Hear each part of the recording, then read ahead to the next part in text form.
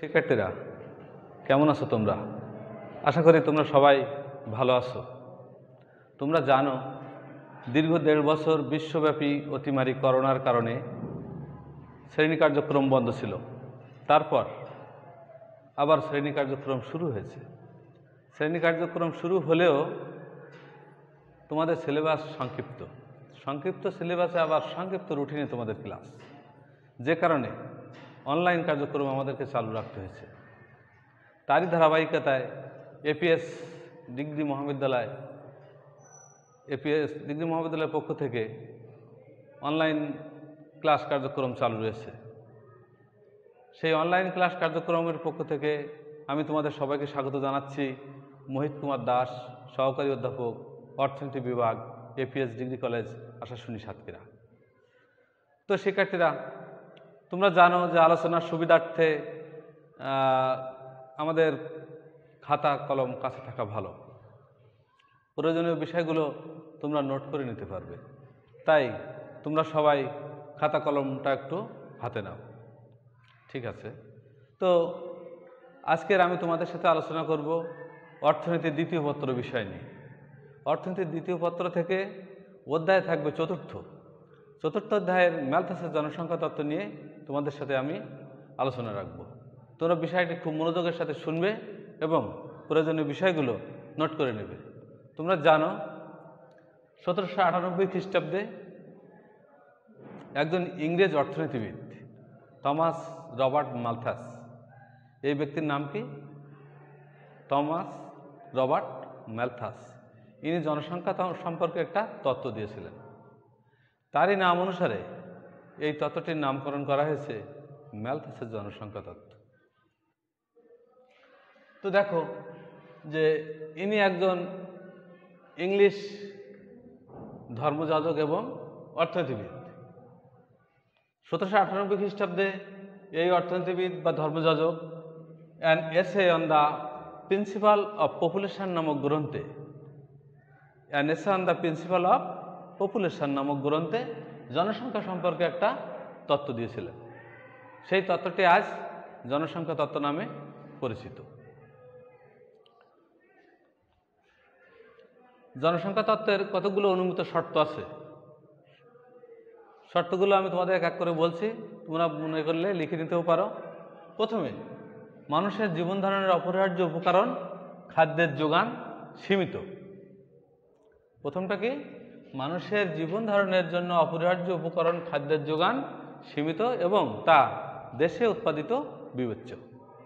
দুই নম্বর হচ্ছে নরনারীর মধ্যে আকর্ষণ প্রয়োজনীয়, নিয়ন্ত্রিত এবং শাশ্বত। 2 নম্বর হচ্ছে নরনারীর মধ্যে আকর্ষণ প্রয়োজনীয়, নিয়ন্ত্রিত এবং শাশ্বত। এবার আসে 3 নম্বর পয়েন্টে।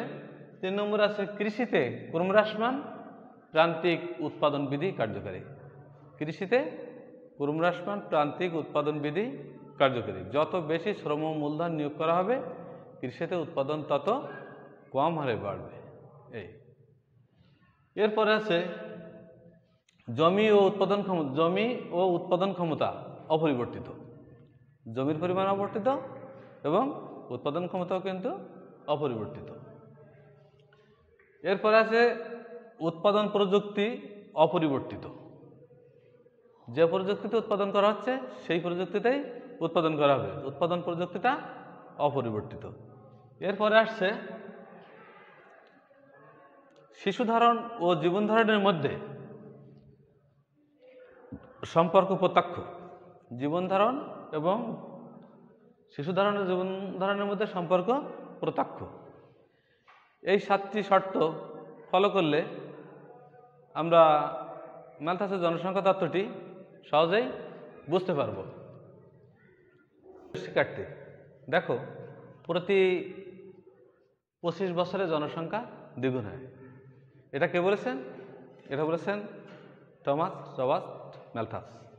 ম্যালথাসের মতে প্রতি 25 বছরে জনসংখ্যা দ্বিগুণ হয়। তাহলে আমরা কি দেখতে পাচ্ছি? আমরা প্রথমে বছর, খাদ্য উৎপাদন বৃদ্ধি, জনসংখ্যা বৃদ্ধি, এই দিকটার দিকে খেয়াল করি। দেখো, প্রথমে যখন 0 তখন জনসংখ্যা বৃদ্ধি 1, খাদ্য উৎপাদন বৃদ্ধিও 1। এরপরে 25 বছর পরে কি আসছে? খাদ্য উৎপাদন 2, জনসংখ্যা 2, দ্বিগুণ। তারপরে কি আছে?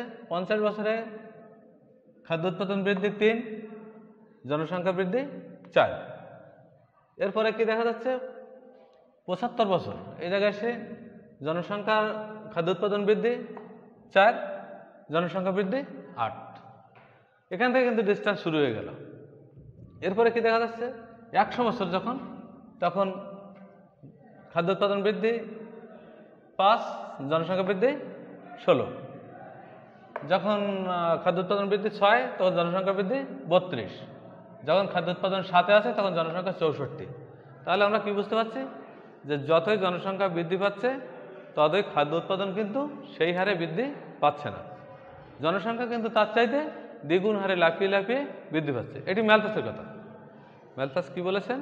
ম্যালথাস বলেছেন যে জনসংখ্যা প্রতি 25 বছরে দ্বিগুণ হয়।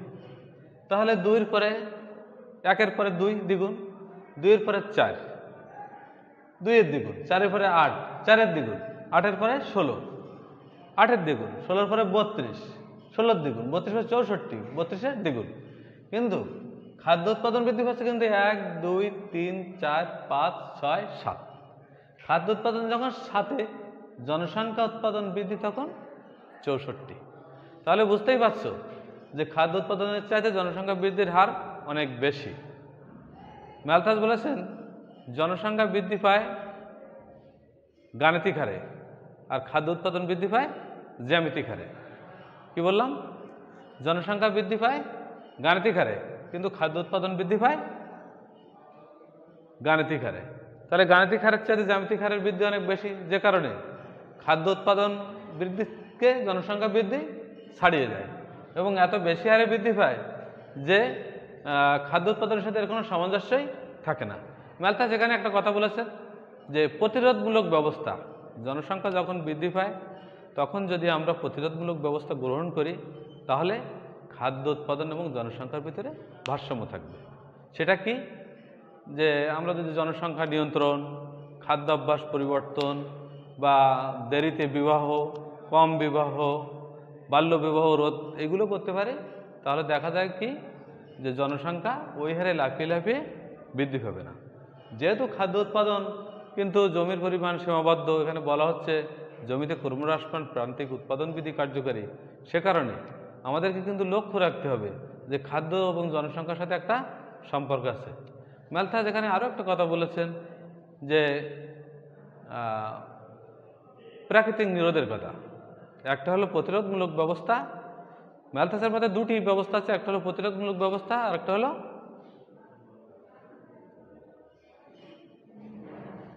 একটা হলো জনসংখ্যা নিরোধ, প্রাকৃতিক নিরোধ।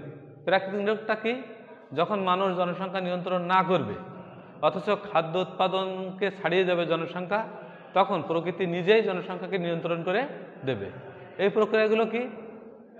বিভিন্ন প্রকার বন্যা, ঝড়, জলোচ্ছ্বাস, খরা, এইসব কারণে কি হবে? উৎপাদন আস্তে আস্তে হ্রাস পাবে, জনসংখ্যা আস্তে আস্তে হ্রাস পাবে। জনসংখ্যা হ্রাস পেলে কী হবে? তখন খাদ্য ও জনসংখ্যার ভিতরে আবার আমরা ভারসাম্য ফিরে পাবো। সেই জন্য ম্যালথাস একদিকে আমাদের ভূমি, অন্যদিকে প্রাকৃতিক নিরোধ, আবার প্রতিরোধমূলক ব্যবস্থার কথা বলেছেন। ম্যালথাসের জনসংখ্যা তত্ত্বটি আমরা মূল বক্তব্য কী পেলাম? তাহলে ম্যালথাসের জনসংখ্যা তত্ত্বটির মূল বক্তব্য হচ্ছে জনসংখ্যা এবং খাদ্যের ভিতরে ভারসাম্য থাকতে হবে। যখন ভারসাম্য না থাকবে তখন করে অভারসাম্য সৃষ্টি হবে। অভারসাম্য সৃষ্টি হলে মানুষ যদি জনসংখ্যাকে নিয়ন্ত্রণ না করে, তাহলে প্রকৃতি নিজেই জনসংখ্যাকে নিয়ন্ত্রণ করে দেবে। এমত অবস্থায় খাদ্য এবং জনসংখ্যার ভিতরে আবার একটা ভারসাম্য অবস্থার সৃষ্টি হবে। বিষয়টি চিত্রের সাহায্যে ব্যাখ্যা করা যায়। আমি এখন তোমাদেরকে একটা চিত্র অঙ্কন করে দেখাচ্ছি।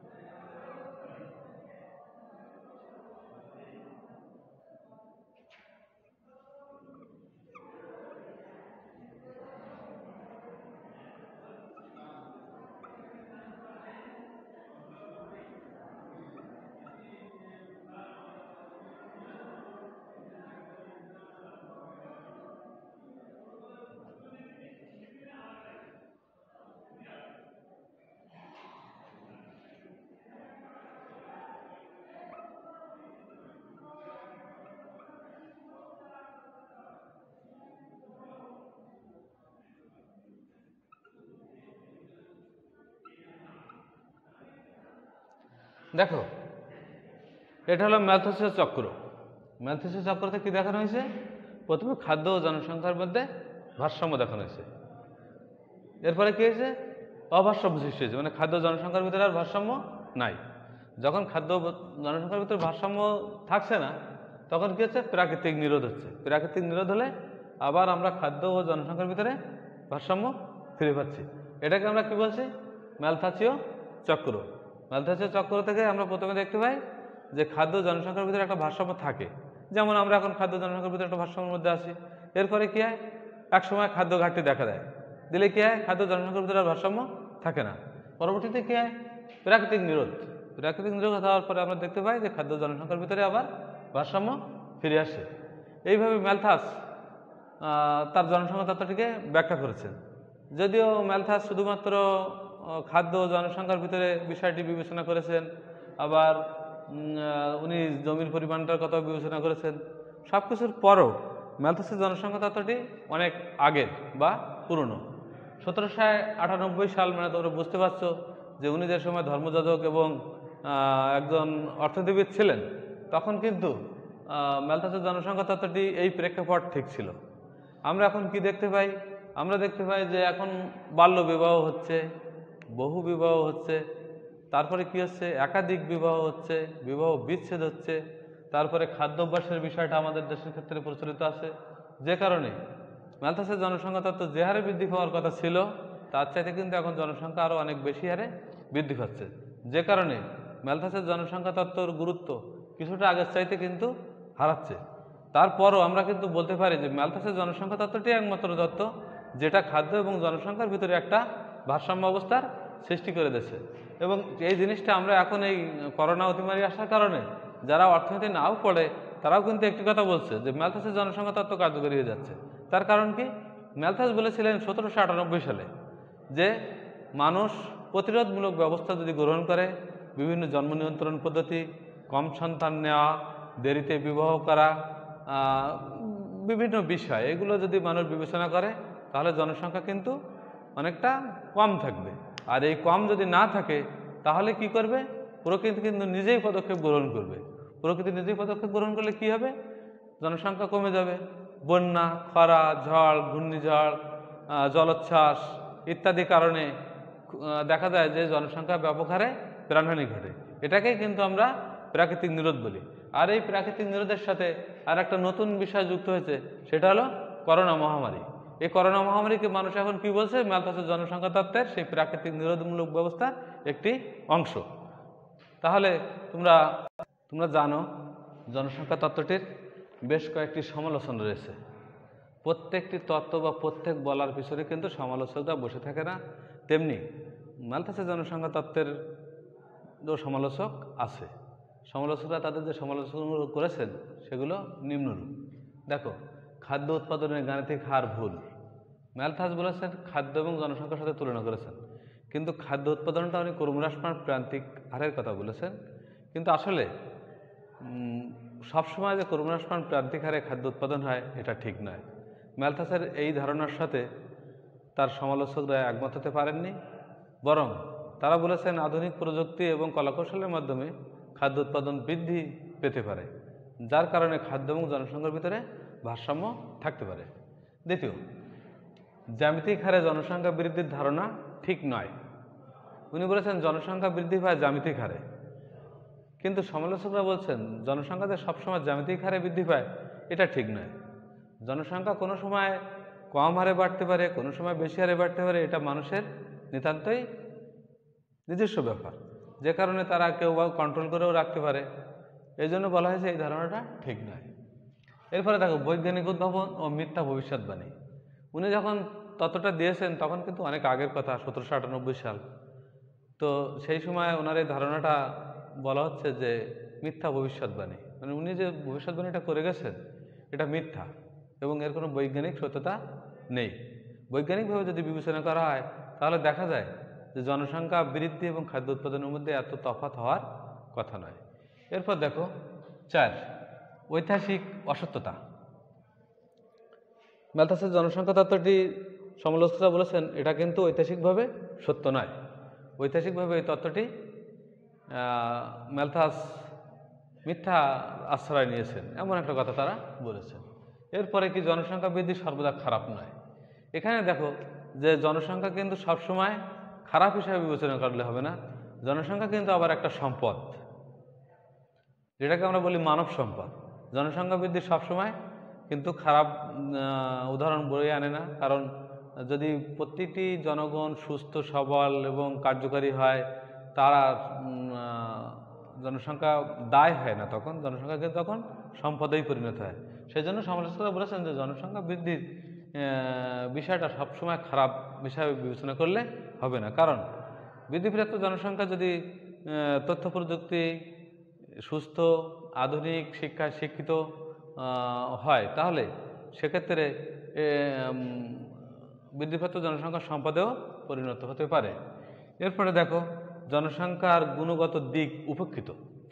ম্যালথাস বলেছেন যে জনসংখ্যা শুধু বৃদ্ধি পায়, খাদ্যের সাথে জনসংখ্যার তুলনা হয়, আবার জনসংখ্যা বৃদ্ধি পায়, প্রাকৃতিক নিরোধ হয়, এইভাবে উনি এটাকে বিবেচনা করেছেন। কিন্তু আসলে কি জনসংখ্যা সবসময় কিন্তু কি খারাপ কিছু না, এদের ভিতরে কিছু গুণাবলীও আছে। জনসংখ্যার এই গুণগত দিকটা টমাস রবার্ট ম্যালথাস উপেক্ষা করে এসেছেন, যে কারণে ম্যালথাসের জনসংখ্যা তত্ত্বটি ব্যাপকভাবে সমালোচিত হয়েছে। তারপরও আমরা বলতে পারি যে ম্যালথাস যে জনসংখ্যা তত্ত্বটি দিয়েছেন, সেটি এই দীর্ঘ 1798 সাল থেকে 2020 সালে এসে সাধারণ মানুষের মনে ম্যালথাসের নাম চলে এসেছে। কারণ ম্যালথাস যে তত্ত্বটি দিয়েছেন প্রাকৃতিক নিরোধের কথা, এই বিশ্বব্যাপী অতিমারী করোনা কিন্তু সেই তারই একটা অংশ। অতএব প্রাকৃতিক নিরোধ হিসাবে করোনা ভাইরাস আমাদের সামনে হাজির হয়েছে, এটাই উনি বলতেছে, মানে সাধারণ মানুষ বলতে চেয়েছেন। তারপরেও তোমরা বিষয়টি ভালোভাবে পড়বে, পরবর্তী ক্লাসে তোমাদের সাথে আলোচনা রাখবো। তো এর ভিতরে তোমরা সবাই সুস্থ থাকো, এই কামনা করে তোমরা ভালো থাকো। বাড়িতে বাইরে যাওয়ার সময় মাস্ক ব্যবহার করো, পরিবারের সবাইকে মাস্ক ব্যবহারের কথা বলো, এবং তোমরা প্রত্যেককে সুন্দরভাবে পরীক্ষার জন্য প্রস্তুতি নাও, এই কামনা রেখে আজকের অনলাইন ক্লাস থেকে আমি তোমাদেরকে বিদায় জানাচ্ছি।